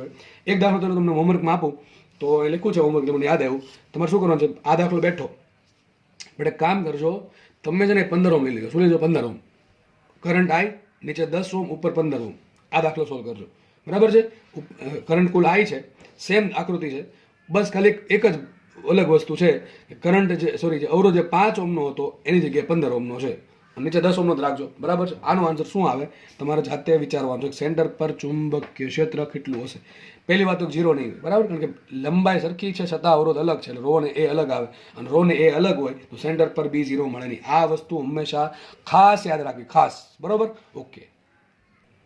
ઓકે ચલો આપણે આગળ વધીએ, નેક્સ્ટ વસ્તુ ભણીએ. તો નેક્સ્ટ વસ્તુમાં વસ્તુ એવી છે કે અત્યાર સુધી આપણે જે વસ્તુ ભણ્યા છે તાર, સિમ્પલ તાર અથવા સળિયો, એમાં મેં આવો તાર લીધો હતો, સિમ્પલ આટલો પતલો તાર, એકદમ લાઈન જેટલો તાર, બરાબર, આટલો સિમ્પલ વાયર છે. એના કારણે બી શું આવે તો આપણે જોયું સૂત્ર μ0I/4πy. ક્યારે? અનંત લંબાઈનો હોય તો. ક્યારે? અનંત લંબાઈનો હોય તો, બરાબર. આપણે આ વસ્તુ જોઈ છે. હવે માનો કે તમારો જે તાર છે એટલો પતલો થોડોક જાડો તાર છે, માનો કે પેન જેટલો જાડો વાયર છે, અથવા સિમ્પલ જોઈએ દોર્યો છે એક તાર છે, એ તાર અનંત લંબાઈનો જ છે પણ પોતે જાડો છે. આ તાર કેવો છે? પતલો છે. પતલો હોય શું થાય? ત્રિજ્યા બહુ ઓછી હશે. ત્રિજ્યા કેવી હશે? બહુ ઓછી હશે. પરંતુ આ ત્રિજ્યા નહીં, આ ત્રિજ્યા કે, બરાબર. એનો જે આડછેદ છે એની ત્રિજ્યા. મોટા ભાગના તાર શું હોય? વર્તુળાકાર હોય. કેવા હોય? વર્તુળાકાર જ હોય, બરાબર, મોટા ભાગના કેસમાં તમે જોયા હશે. તો આ જે તાર છે એ અનંત લંબાઈનો તો છે, પરંતુ આ બે તારની કમ્પેરિઝન કરીએ તો બંને અનંત લંબાઈના છે. પરંતુ એક જ વાંધો છે કે આ તાર થોડોક જાડો છે, આ તાર ઘણો પતલો છે. તો આપણે આના માટે સૂત્ર બધા જોયા કે ભાઈ તારની લંબાઈ અનંત સોરી સૂત્ર શું છે? 2πy. Sorry μ0I/2πy. ઓકે. તો જ્યારે તાર અનંત લંબાઈનો હોય સૂત્ર શું આવે? μ0I/2πy આવે. જ્યારે તાર પરિમિત લંબાઈનું સૂત્ર શું આવે? μ0I/4πy કાઉન્સમાં cos θ1 + cos θ2. આપણે બધી વસ્તુ જોઈ લીધી છે. હવે સેમ વસ્તુ આપણે અહીંયા જોવાની છે કે તાર જ્યારે જાડો હોય અને અનંત લંબાઈનો હોય, અહીંયા અનંત લંબાઈ જ આવશે. તાર અનંત લંબાઈનો છે અને જાડો છે તો શું કરવાનું? તો આપણે જોઈ લઈએ. તાર જાડો છે તો 3 પોસિબિલિટી મળે. જો તાર જાડો છે તો તારના બહારના ભાગમાં ચુંબકીય ક્ષેત્ર કેટલું, તારની સપાટી પર ચુંબકીય ક્ષેત્ર કેટલું, અને તારના અંદરના ભાગમાં ચુંબકીય ક્ષેત્ર કેટલું. અહીંયા કોઈ પોસિબિલિટી જ નથી. વિચારો કેમ? તમે અહીંયા ક્યાં સુધી શકો છો મિત્ર? બહારના ભાગમાં. સપાટી પર ગણો, અંદર ગણો, બધું હરખું જ થાય. કેમ? કારણ કે તાર એટલો પતલો છે કે તમે ડિસ્ક્રિમિનેટ તમે છે ને પેલું ના કરી શકો એને અલગ અલગ કે ભાઈ સપાટી પર બિંદુ છે કે અંદર છે. તાર એકદમ પતલો છે, આ તાર એકદમ પતલો છે, આ તાર ઘણો જાડો છે. આ બેની કમ્પેરિઝનમાં આ તાર ઘણો જાડો છે. આપણે 3 પોઈન્ટ મળે. તારના બહારના ભાગમાં ચુંબકીય ક્ષેત્ર કેટલું છે, તારની સપાટી પર કેટલું છે, અને તારના અંદરના ભાગમાં કોઈ પણ બિંદુએ ચુંબકીય ક્ષેત્ર કેટલું છે એ શોધવાનું થાય આપણે. પણ અહીંયા તો એવું કંઈ મળે નહીં. અહીંયા ક્યાં મળે? ખાલી અહીંયા બહારના ભાગમાં જ મળે. અહીં મેં તમને શું કીધું હતું? અહીંયા મેં તમને એવું કીધું હતું કે જ્યારે કોઈ પણ બિંદુ તારની અક્ષ પર હોય કે તાર પર હોય તો કેટલું લેવાનું? B0. યાદ તમને આ વસ્તુ યાદ હશે કે જ્યારે કોઈ પણ બિંદુ તારની અક્ષ પર હોય અથવા તો તાર પર હોય તો મેં ત્યારે તમને કીધું હતું B0 લેશું. પણ આપણે આ કેસમાં એવું નહીં માનીએ. આપણે જોશું હમણાં, આમાં સાબિત કરીએ છીએ. આમાં 3 પોસિબિલિટી છે. બિંદુ તારની બહાર આવેલું હોય, બિંદુ તારની સપાટી પર આવેલું હોય, અથવા બિંદુ તારની અંદરના ભાગમાં આવેલું. અંદરના ભાગમાં ક્યાં આવી શકે? તો આ સપાટીથી લઈને આ જેની એક્સિસ છે, આ સપાટીથી લઈને એની જે અક્ષ છે ત્યાં સુધીમાં કોઈ પણ અંતરે બિંદુ આવેલું હોઈ શકે. તો આ કેસમાં ક્યાં ફરક પડે આપણે જોઈ લઈએ. પણ મેં તમને જે કીધું હતું યાદ રાખજો. શું કીધું હતું મેં તમને? કે કોઈ પણ તાર હોય એની અક્ષ પર કોઈ બિંદુ આવેલું હોય તો B0 મૂકવું, બરાબર. આ વસ્તુ કેટલી જગ્યાએ માન્ય છે તમને છેલ્લે ખબર પડી જાય. ચલો, તો મારો નેક્સ્ટ કેસ શું છે કે જાડા સુવાહક ઘન નળાકાર. એટલો શબ્દ છે જો, જાડો સુવાહક છે. એટલે કે સુવાહક કેમ લખ્યું છે? કરંટ ફ્લો થવો જોઈએ. અને જાડો તો આપણે થિયરી ભણવી છે એટલા માટે. ઘન એટલા માટે કે અંદર મટીરિયલ છે. શું બતાવે? ઘન અંદર મટીરિયલ. શું બતાવે? અંદર મટીરિયલ છે. ઘન નળાકાર I પ્રવાહધારિત તાર માટે B શોધવાનું છે. તો 3 પોસિબિલિટી આપણને મળે. કેટલી પોસિબિલિટી મળે? 3. કઈ? તારના બહારના ભાગમાં B, તારના સપાટી પર B અને તારના અંદરના ભાગમાં. ચલો ફટાફટ થિયરી સમજીએ. થિયરી એકદમ લલુ પપ્પુ છે, મજા આવે થિયરી. ચલો, તો માનો કે તારના બહારના ભાગમાં B શોધવું છે. બહારના ભાગમાં શું થાય? ધારો કે તારની ત્રિજ્યા કેપિટલ R છે. કેટલી છે? તારની ત્રિજ્યા કેપિટલ R છે અને બહારના ભાગમાં માનો કે આ બિંદુ અહીંયા છે. તો બહારના ભાગમાં બિંદુ જે છે એની જે એક્સિસ છે ત્યાંથી અંદર ધારો કે સ્મોલ r છે. તો લખ્યું છે અહીંયા small r is greater than capital R. આ સ્મોલ r શું છે? બિંદુનું અક્ષથી અંતર. તો small r is greater than capital R છે. તો બિંદુ અક્ષથી ઘણું દૂર આવેલું છે. હવે આ જ વસ્તુ જો ઉપરથી જોઉં, ટૂંકમાં આ પ્રમાણે આપ ઉપરથી જો તો આવું દેખાશે. માનો કે આ તાર છે, આ થઈ ગયો આખો તાર, બરાબર. સમજો ભાઈ, તમને સમજાવવા માટે મેં આ વસ્તુ નામ દોરી છે, આડી વસ્તુ દોરી. આપણે ઉપરથી જો તો આવું લાગશે. આ તાર છે, કરંટ ક્યાં આવે છે? કરંટ બહાર આવે. મેં જો ટપકું દોર્યું છે, આ ટપકું છે મતલબ કરંટ બહાર આવે. તો વિચારો, એક આ માનો કે આ રિંગ જ છે, સમજો ને, આ જે છે ને તાર જ છે. આ જે પેન દેખાય તમને તાર છે, એક્ઝેક્ટલી દેખાવું તમને તો મને કે આ પ્રમાણે તમને બતાવું. તો મને કંઈથી કરંટ બહાર આવે છે. આ દેખાય છે ને હોલ નાનકડો એવો, એ માનો કે કરંટ બહાર આવે છે. તમને સમજો શું આવે છે? કરંટ બહાર આવે છે. અહીંથી કરંટ આવે છે બહાર. તમે શું કરવાનું છે? આ આખો તાર, આ જાડો તાર દેખાય, આ જાડો તાર જ છે. આ તાર જાડો તાર જ છે, બરાબર છે. કરંટ આમ બહાર આવે છે અને આ માનો કે આ પોઈન્ટ છે, અહીંયા માનો કે આ પોઈન્ટ છે. આ પોઈન્ટ પર તમારે ચુંબકીય ક્ષેત્ર શોધવું. વિચારો શું કરવાનું તમારે? તારના કેસમાં B કઈ રીતે મળે? તો અંગૂઠો ક્યાં રાખવાનો? તારના પ્રવાહ દિશામાં. તો વિચારો, પ્રવાહ ક્યાં આવે છે? બહાર આવે છે. તો અંગૂઠો ક્યાં રાખશું? બહાર રાખશું. ચલો B ક્યાં આવશે? વિચારો, પોઈન્ટ અહીંયા છે. B ક્યાં આવશે? જો B ક્યાં છે? B ક્યાં છે? આમ છે, આમ બી આમ છે, દેખાય છે બી આમ સ્પર્શ દિશામાં છે. ચલો પોઈન્ટ અહીંયા હોત તો બી ક્યાં હોત? આમ હોત. તો વિચારો કોઈ પણ અંતરે જાઓ, હું માનો કે આ ત્રિજ્યા આર છે, આ સ્મોલ આર ત્રિજ્યા અંતર શું છે? આ સ્મોલ આર છે. માનો કે આટલું અંતર સ્મોલ આર છે. એનાથી વિચારો તો સ્મોલ આર અંતર આવેલા કોઈ પણ બિંદુએ બી ક્યાં છે? જો બી ક્યાં છે? બી સરખું છે પણ ક્યાં છે? સ્પર્શક દિશામાં. દેખે મારે આંગળી સામું જુઓ, બી ક્યાં છે? સ્પર્શક દિશામાં. તો બી ક્યાં આવશે? અહીંયા ક્યાં આવશે? માનો કે જે વાત કરી આપણે ઉપરથી જોઈએ તો આવું લાગશે આપણને કે આ તાર થઈ ગયું ઉપરથી આવું દેખાશે ગોળાકાર વસ્તુ. આ તારની ત્રિજ્યા કેપિટલ આર છે અને કેપિટલ આર ત્રિજ્યાના તારથી કેન્દ્રથી સ્મોલ આર અંતર એક બિંદુ આવેલું છે કે આ પી બિંદુ છે, ત્યાં આપણે ચુંબકીય ક્ષેત્ર શોધવું છે. તો શું કરીશું? હું વાપરીશ એમ્પિયરનો સર્કિટલ નિયમ. એમ્પિયરનો સર્કિટલ નિયમ લખ્યો છે તમને, મેં સમજાવેલો છે, પણ આવું પણ કંઈક હોય. શું આવે? સંકલન B dot dl is equal to mu 0 into summation I. શું આવે? સંકલન B dot dl is equal to mu 0 into summation I. હવે આ નિયમ વાપરવા માટે તમારે શું કરવું પડે? સદિશ શોધવું પડે. સદિશ B dot DL. B dot DL ક્યાં શોધવાનું? તમારે એક બંધ ગાળો ધારવાનો. એમ્પિયરના સર્કિટલ નિયમમાં ફરજિયાત તમને ખબર હોવી જોઈએ બંધ ગાળો ધારવાનો, અને બંધ ગાળો એ પ્રમાણે ધારવાનો કે અંદર કરંટ આવવો જોઈએ, અંદર કરંટ હોવો જોઈએ. તમે એક બંધ ગાળો ધારો, ધારો કે આ બંધ ગાળો ધારી લીધો સેન્ટરથી સ્મોલ આર અંતરે. તો આ ધારો કે પી પોઈન્ટ છે, તો પી પોઈન્ટ પાસે ડીએલ ક્યાં હોય? તમે યાદ હોવું જોઈએ. ડીએલ ક્યાં હશે? હંમેશા સ્પર્શક દિશામાં. બી ક્યાં? હમણાં સમજાવું તમને. બી પણ ક્યાં છે? સ્પર્શ દિશામાં. તો ડીએલ ને બી ક્યાં છે? એક જ દિશામાં છે. તો બે વચ્ચે ડોટ ગુણાકાર શું થશે? બી ડીએલ કોસ 0. બી ડીએલ કોસ 0. તો બી ડીએલ કોસ 0 થાય બી ડીએલ કોસ 0 કોસ 0 થાય 1, તો વધે શું? ખાલી બી ડીએલ. અને મને ખબર છે કે આ દરેક પોઈન્ટ પાસે આર કેવું છે? સરખું છે. એટલે દરેક પોઈન્ટ પાસે બી કેવા? સરખા છે. બીને મેં કાઢી નાખ્યું બહાર સંકલનમાંથી. તો શું હશે? બી સંકલન બહાર આવી ગયું. સંકલન close integration of dl is equal to mu 0 into summation I. Summation I શું છે? તો આજે બંધ ગાળો છે એની અંદર કુલ પ્રવાહ કેટલો? એક જ પ્રવાહ છે, આઈ. તો અહીંયા આવશે આઈ. આ તમને પહેલા સમજાવેલું છે, બરાબર? એટલે નવીન લાગવું જોઈએ નહીં. તો B into close integration of dl is equal to mu 0 into I. Dl નું સંકલન શું થાય? ડીએલ નું બંધ ગાળા પરનું સંકલન. આખું આ ડીએલ ભેગા કરતા શું બને? એક આખો પરિઘ બને. શું બને? પરિઘ બને. આ બને કે ન બને? આ ડીએલ ભેગું કરો શું બને? આ પ્રમાણે પરિઘ બનશે. પરિઘ કેટલો છે? 2 પાઈ ઇન્ટુ સ્મોલ આર. કેટલો? 2 પાઈ ઇન્ટુ સ્મોલ આર. એટલે તો B into 2 pi R is equal to mu 0. B બરાબર મળી ગયું mu 0 I by 2 pi R. આ સૂત્ર કયું ખબર? આ જ છે ભાઈ. માનો કે આ અંતર આર ની વાય કેટલું છે? વાય. તો સૂત્ર શું આવશે? Mu 0 I by 2 pi y. કયું સૂત્ર છે? આવ્યું કે નહીં બેઠું? જો આપણે સમજાતા કે તાર તો સમજ શું પડી આપણને? તાર પતલો હોય કે તાર જાડો હોય? બેના કેસમાં બહારના ભાગમાં ચુંબકીય ક્ષેત્ર શું હોય? Mu 0 I by 2 pi y. તો વાય શું છે? તારના સેન્ટરથી અંતર. અહીંયા વાયને મેં સ્મોલ આર કીધું છે. શું કીધું છે? મેં વાયને મેં સ્મોલ આર કીધું. તો તાર પતલો હોય કે તાર જાડો હોય, બંને કેસમાં સૂત્ર શું આવશે? Mu 0 I by 2 pi y. શું આવે? Mu 0 I by 2 pi y. અહીંયા મેં વાયને આર કીધું છે. હવે માનો કે તાર આપણો પતલો ની જાડો તાર છે. કેવો તાર છે? જાડો તાર છે. તાર જાડો છે તો હવે હું એની સપાટી પર મારે ચુંબકીય ક્ષેત્ર શોધું. સપાટી એટલે કયો? મને કે પોઈન્ટ અહીંયા આવેલો છે. ટૂંકમાં પોઈન્ટ અહીંયા સપાટી પર કોઈ પણ બિંદુ આવેલું છે. તો શું કરીશું? સેમ વસ્તુ કરીશ, બરાબર છે? સેમ વસ્તુ કરી તો શું કરીશ? એમ્પિયરના સર્કિટલનો નિયમ. ચલો સૂત્ર શું હતું? સંકલન બી ડોટ સદિશ બી ડોટ સદિશ DL is equal two summation mu 0 into summation I. Ampere આપણે નિયમ આપેલો છે અને યુઝ કરીએ આપણે. તો મને કહા તાર છે, બરાબર? તાર છે. હવે તમારે બી ક્યાં શોધવું છે? સપાટી પર શોધવું છે. તો પેલું જે હું બંધ ગાળો છે ને અહીંયા ધાર લો, સપાટી પર જ બંધ ગાળો ધાર લો. આ બંધ ગાળો સપાટી પર જ આવી ગયો. વિચારો તો શું કરીશું હવે? અહીંયા બી ક્યાં આવશે? બી આવશે સ્પર્શ દિશામાં. ડીએલ ક્યાં આવશે? સ્પર્શ દિશામાં. સેમ વસ્તુ અહીંયા હતી. ખાલી ફરક શું પડ્યો? આ બંધ ગાળો અહીંયા ધારો, કારણ કે મારે સપાટી તમારે જે બિંદુએ પી શોધવું હોય, જે બિંદુએ બી શોધવું હોય એ બિંદુએ તમારે બંધ ગાળો ધારવાનો. અહીંયા મારે બી સપાટી પર શોધવું છે તો બંધ ગાળો ત્યાં સપાટી પર જ ધારે. ટૂંકમાં સપાટી જે છે, તારની જે સપાટી છે એ જ મારા માટે બંધ ગાળો બની ગઈ. તો બી ને ડીએલ શું આવશે? એક દિશામાં આવશે એટલે બે વચ્ચેનો ડોટ ગુણાકાર થાય 1. એટલે શું આવશે? બી ડીએલ. અને બી કોમન છે એટલે બી બહાર આવી ગયું. અને ડીએલ શું આવશે? ક્લોઝ આન્સર શું આવે? ઇન્ટિગ્રેશન ઓફ ડીએલ શું આવે? 2 પાઈ ઇન્ટુ કેપિટલ આર. કારણ શું? કે બંધ ગાળો છે આ તમે સૂક્ષ્મ બંધ ગાળો ભેગો કરો શું બને? આ તારની સપાટીનો પરિઘ બને. શું બની જશે? 2 પાઈ આર. ટૂંકમાં સ્મોલ આર આવે, કેપિટલ આર આવે, બસ. કારણ કે અહીં બંધ ગાળો આ પ્રમાણે હતો, અહીં બંધ ગાળો બીજા કેસમાં આ રીતે છે, એટલા માટે. તો B into 2 pi R is equal to mu 0 R. સૂત્ર આવ્યું mu 0 I by 2 pi R. તમારે યાદ રાખવાનું છે. સાબિતી કદાચ યાદ ના રહે તો ચાલશે, કોઈ જરૂર નથી, પણ તમે સૂત્ર યાદ રહેવું જોઈએ. સૂત્ર ઉપર શું આવ્યું? Mu 0 I by 2 pi R. એ સૂત્ર શું આવ્યું? Mu 0 I by 2 pi into capital R. આવી વસ્તુ આપણે ચેપ્ટર 1 માં 2 માં ભણેલા છે. સેમ વસ્તુ આપણે ચેપ્ટર 1 માં અને 2 માં ભણેલા છીએ, વિદ્યુત ક્ષેત્ર માટે અને વિદ્યુત સ્થિતિમાન માટે. તમને ખબર છે ગોળાના આલેખો, પછી અનંત લંબાઈના પૃષ્ઠના આલેખો, સળિયાના આલેખો, તમને બધું યાદ હોવું જોઈએ. સાબિત શું થયું અહીંયા? બી પ્રપોર્શનલ ટુ 1 અપોન આર. મતલબ કે જેટલું અંતર મોટું એટલું બી નાનું. સીધી વાત જ છે ને.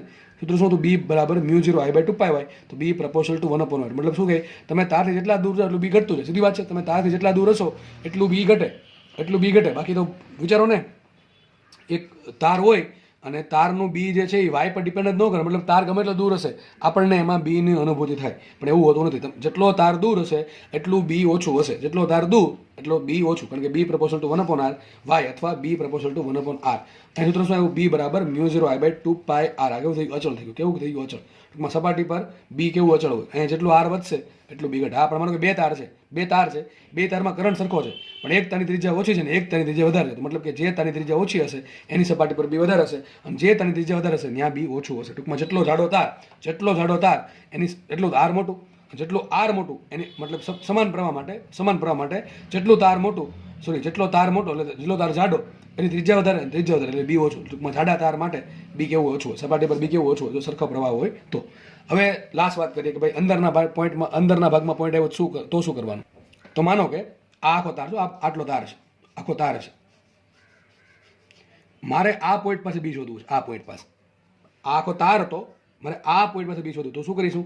બંધ ગાળો ક્યાં બનાવીશ? એ પ્રમાણે બને કે બિંદુમાંથી પસાર થતો. ધારો કે બંધ ગાળો ધાર લીધો, સ્મોલ આર થઈ જાય. અહીં સ્મોલ આર છે, કેપિટલ આર કરતાં ઓછા, કેપિટલ આર આટલું છે, આ કેપિટલ આર છે આટલું, ત્રિજ્યા આટલી, મેન તાર આ છે, એની અંદરનો ભાગ આટલો છે. સેમ વસ્તુ મેં દોરી, તમને સમજણ પડે એટલે. આ આખો તાર થઈ ગયો, એનો અંદરનો ભાગ આટલો થઈ ગયો, આ ત્રિજ્યા સ્મોલ આર છે. હવે શું કરવાનું? સૂત્ર વાપરીએ આપણે. કયું સૂત્ર? સંકલન close integration of B dot dl is equal to μ0 into summation I. ચલો બી ડીએલ, તો વિચારો સેમ વસ્તુ, બંધ ગાળો છે, સ્પર્શક હશે એ જ દિશામાં બી હશે તો બી થઈ ગયો આ દિશામાં, ડીએલ થઈ ગયો એ દિશામાં, તો એ તો બધી અહીંયા કંઈ ફરક ન પડ્યો. B into close integration of dl આવ્યું. હવે ડીએલ શું બનશે આમાં? ભલે ત્રીજા આપણે સ્મોલર ધારી તો ડીએલ શું આવશે? ડીએલ આવશે 2πr. Close integration of DL શું છે? 2πr. તો અહીંયા કંઈ ફરક પડ્યો છે નહીં, ફરક અહીંયા પડશે. જો μ0 રાખ્યું એમને. સમેશન આઈ શું આવે? સમેશન આઈ શું છે? તો તમે જે બંધ ગાળો ધારો છે એની અંદરનો પ્રવાહ, તો મેં બંધ ગાળો આટલો ધાર્યો છે એની અંદર પ્રવાહ આટલો જ છે. આટલા ભાગમાં જ પ્રવાહ લેવાનો, બહારનો ભાગનો પ્રવાહ લેવાનો નહીં. એમ્પિયર ભાઈ આવું કીધું હતું, મારે પ્રવાહ આટલા ભાગનો જ લેવો પડે, મારે પ્રવાહ માત્ર આટલા ભાગનો જ લેવો પડે. વિચારો આખો તાર છે, આખો તાર, એ આખા તારના આડછેદમાંથી પ્રવાહ બહાર આવે છે, આખા તારના આડછેદમાંથી પ્રવાહ બહાર આવે છે. તો આખો આટલો ભાગ છે, આટલો ભાગ વિચારો, આટલો ભાગ, એમાં પ્રવાહ આય છે, પણ મારે તો આજે નાનકડો ભાગ દોર્યો છે એનો પ્રવાહની જ જરૂર છે. તો સીધી વાત છે, જેટલો એરિયા ઓછો એટલો પ્રવાહ ઓછો, જેટલો એરિયા મોટો એટલો પ્રવાહ ઓછો.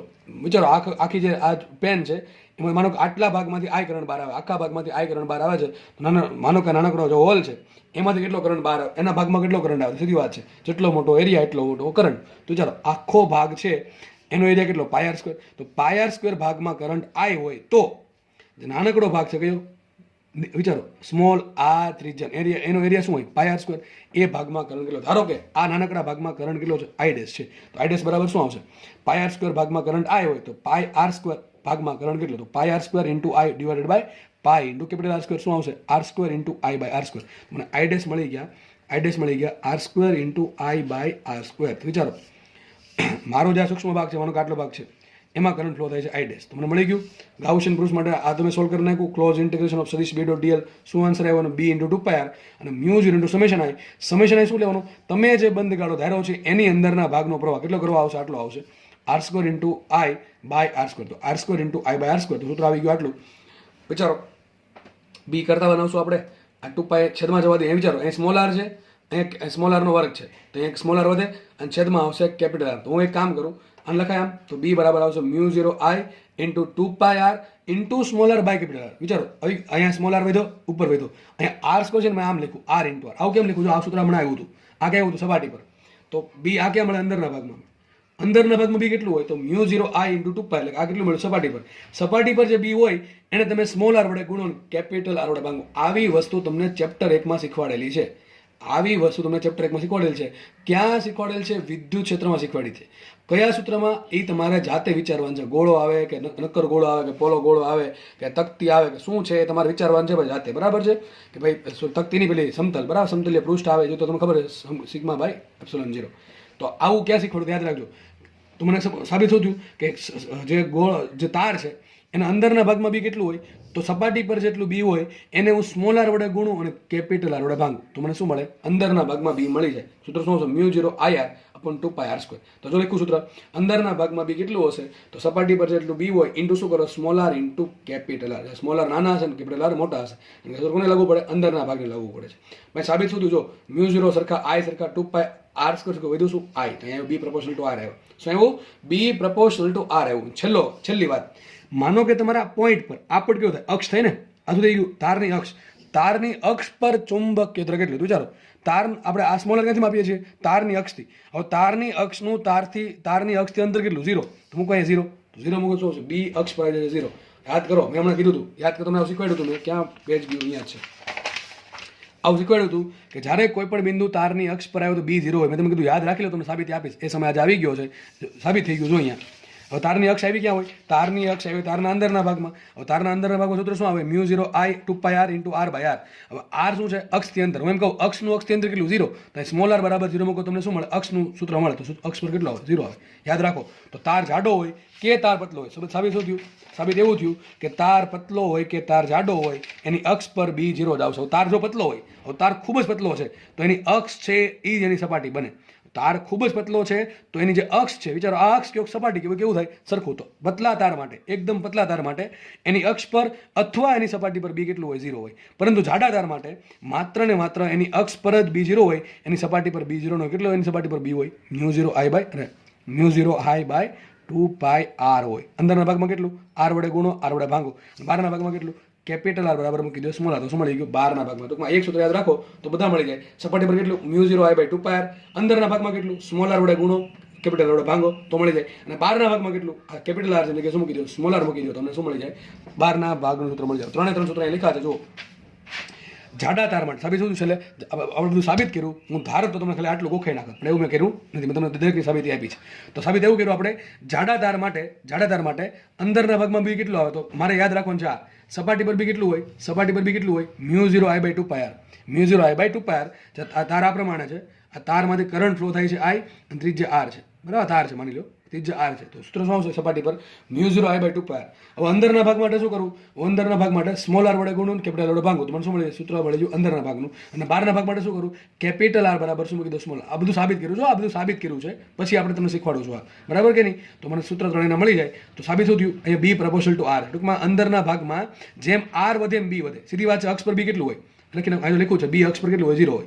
અક્ષથી તમે જેમ જેમ દૂર જશો એમ r વધશે, r વધતું જાય એમ બી વધતું જશે, બરાબર. કારણ કે બી પ્રપોર્શનલ ટુ r છે. આવું ક્યાં સુધી, સપાટી સુધી. જેવા તમે સપાટી પર પહોંચ્યા એટલે બી થઈ ગયું મહત્તમ, બી થઈ ગયું મહત્તમ. વિચારો સપાટી પર શું મૂકો, સપાટી પર પહોંચ્યા એટલે સ્મોલ r શું આવશે, સ્મોલ r બરાબર આવે કેપિટલ R, બરાબર. તો r ભાંગ્યા r ઉડી ગયા, શું હતું, સૂત્ર આવી ગયું બેઠું, ઓકે. જેવા પર તમે સપાટી પર પહોંચ્યા બી થઈ ગયું મહત્તમ. હવે જેવા તમે સપાટીથી બહાર જશો તો r આવી ગયું છેદમાં. r છેદમાં આવ્યું તો વિચારો જેમ જેમ r વધે એમ બી ઘટતું જાય. આવો આલેખ તમને ચેપ્ટર 1માં ભણાવેલો છે, તમારા મગજમાં હોવો જોઈએ. નક્કર ગોળો જોજો, નક્કર ગોળાની અંદરના ભાગમાં વિદ્યુત ક્ષેત્ર, આ વસ્તુ જોજો. નક્કર ગોળો પણ કેવો, અવાહક. યાદ રાખજો, સુવા ગોળો છે એ પોલા ગોળાની જેમ જ વર્તન કરે. એ બધું તમને રિવિઝન કરો ને તો જ યાદ આવે, બાકી કંઈ ખબર પડે નહીં, બરાબર છે. તો આલેખ શું વિચારો, અંદરના ભાગમાં બી પ્રપોર્શનલ ટુ r છે. અહીંયા અક્ષ થઈ ગઈ, આ પોઈન્ટ થઈ ગયો અક્ષનો, માનો કે આ પોઈન્ટ થઈ ગયો સપાટીનો. તો અક્ષ અને સપાટી વચ્ચેનો જે ભાગ હોય ને કે અંદરનો ભાગ, સપાટીની જે બહારનો ભાગ હોય ને કે બહારનો ભાગ. અંદરના ભાગમાં r કેટલું હોય, સ્મોલ r હોય, કેપિટલ R કરતાં ઓછું. સપાટી પર હશે r બરાબર r, અક્ષ પર હોય સ્મોલ r બરાબર 0, અને બહારના ભાગમાં r હશે r ગ્રેટર ધેન r હોય, સ્મોલ r છે r કરતાં મોટા હોય. તો સીધી વાત છે, અંદરના ભાગમાં બી સૂત્ર શું આવશે, μ0I/2πr × સ્મોલ r ભાગ્યા r. તો બી પ્રપોર્શનલ ટુ r આવશે. તો જેમ જેમ અક્ષથી દૂર જશો, અક્ષ પર બી કેટલું 0, જેમ અક્ષથી દૂર જાય r વધે એટલે બી વધે. પણ ક્યાં સુધી વધે, સપાટી સુધી. સપાટી પર પહોંચે એટલે બી થઈ ગયું મહત્તમ, કેટલું થઈ જશે, μ0I/2πr. અને સપાટી પર જેમ તમે આગળ વધશો, બરાબર, મને કહે અહીંયા અક્ષ થઈ ગઈ, જેમ દૂર એમ બી વધતું જાય છે. સપાટી પર કેટલું થઈ ગયું, મહત્તમ થઈ ગયું, સપાટી પર થઈ ગયું મહત્તમ. સપાટીથી જેમ દૂર જશું એમ છેદમાં r આવી ગયો એટલે બી ઘટતું જાય. તમારો આલેખ આ પ્રમાણે નીચે આવશે, ધીમે ધીમે બી ઘટતું જશે. તો ક્વેશ્ચન પૂછાય, જાડા તારના કેસમાં સૌથી વધુ બી ક્યાં મળે, સપાટી પર. કેટલું મળે, μ0I/2πr. હું તમને પ્રશ્ન પૂછે આવો કે r બરાબર r/2 અંતરે અને r બરાબર r/3 અંતરે બી નો ગુણોત્તર શોધો. r બરાબર r/2 બિંદુ ક્યાં, અંદરના ભાગમાં. અહીંયા બિંદુ ક્યાં, અંદરના ભાગમાં. તો સૂત્ર ક્યાં આવવાનું, કારણ કે સૂત્ર આવું પૂછે, r બરાબર r/4 અંતરે અને r બરાબર 4 અંતરે મળતા ચુંબકીય ક્ષેત્રનો ગુણોત્તર શોધો. આવડે કે ન આવડે. આ બિંદુ ક્યાં, અંદરના ભાગમાં. સૂત્ર વાપરવાનું r શું મૂકી દેવાના, r/4. અને આ બિંદુ ક્યાં આવે, 4r છે, એટલે ક્યાં આવે, વિચારો ક્યાં આવશે આ બિંદુ, બહારના ભાગમાં. સૂત્ર વાપરવાનું અહીં સ્મોલ r બરાબર શું મૂકી દેવાના, 4r મૂકી દેવાના, 2 નો કરવાનો ભાગાકાર. આવા દાખલા હું ગણાવીશ નહીં, બરાબર છે. ટૂંકમાં થિયરી છે, દાખલો છે, સમજો. આ જે થિયરી છે એ જ તમારો દાખલો છે, સમજી લો, બરાબર કે નહીં. તો આવા દાખલા તમે ચેપ્ટર 1માં ઘણા બધા ગણાવ્યા છે. અને હવે મને એવું લાગે કે ભાઈ આ લેવલ પર આવે તમને એટલું તો આવડવું જોઈએ કે સૂત્ર પસંદગીમાં કિંમત મૂકતા. મારું કામ એ નથી કે તમે સૂત્ર ગોખાવીને કિંમત મૂકતા શીખવાડો. મારું કામ બીજું કંઈક છે, તો તમને ખબર હશે, બરાબર? કોન્સેપ્ટ ક્લિયર કરવાનો, બરાબર? દાખલા ગણવાના પછી. તો હવે આવા દાખલા મારે ગણાવવાના હોય ને કે જેમાં ખાલી કિંમત મૂકીને ભાગાકાર કરવાનું હોય, બરાબર છે? પણ ખાસ જોવાનું બિંદુ ક્યાં છે. આ આરના છેદમાં ભાગ્યા 4 છે, તો બિંદુ અંદરના ભાગમાં થાય. આ આર બરાબર 4 × r છે, તો બિંદુ બહારના ભાગમાં થાય. સૂત્ર આપણો અંદરના ભાગનું, આના માટે આપણે બહારના ભાગનું, જે પછી માંગ્યું એ કરવાનું. બીનો ગુણોત્તર તો બીનો ગુણોત્તર, બીનો ગુણાકાર તો બીનો ગુણાકાર શોધવાનું, જે માંગે એ કરવાનું. તો આપણે અહીંયા રાખીએ. નેક્સ્ટ લેક્ચરમાં આપણે આગળ વધશું.